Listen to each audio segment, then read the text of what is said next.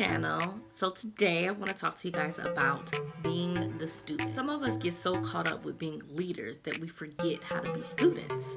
As an entrepreneur and someone looking to develop and strengthen a brand, I always know how important it is to learn and be a sponge, especially for my virtual mentors and mentors in real life, to just continue to learn and develop.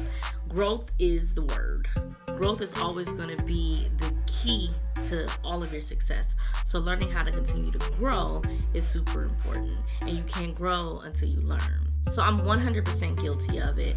I have always been the one that just wants to lead. Even now, current day, I have a hard time taking information and running with it. You always want to be outside the box and do things your way to be creative.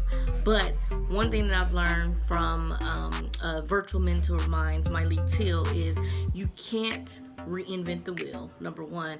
And number two, don't ever feel like you are the first to do something. You are always going to be reinventing or revamping something. No idea is original. So how to perfect what you do and make yourself stand out in how you deliver that information is key. And the only way to do that is learning how to be a student. So how do you learn how to be a student? First, you humble yourself. Learning isn't a bad thing. Growing up, I felt like if I continued to learn, I would continue to be great, continue to be better than my competitors. I would continue to be stronger. Sometimes meant taking the backseat to rushing to be the leader.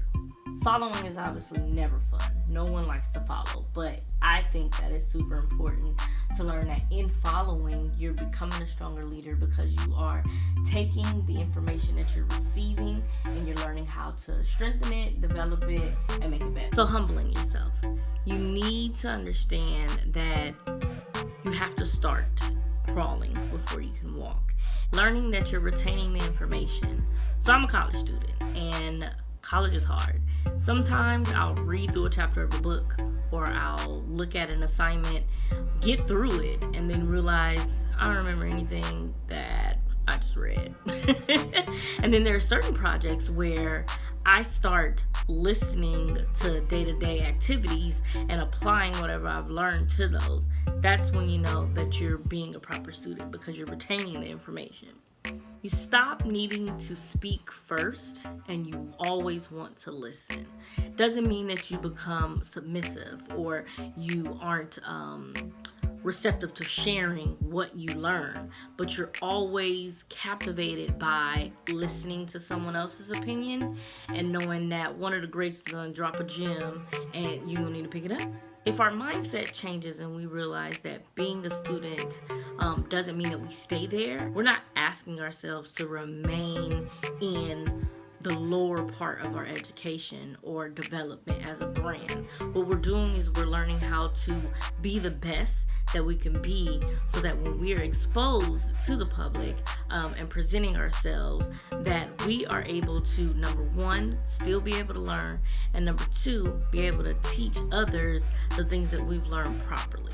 You start learning how to share the wisdom and information that you have with others very swiftly and smooth.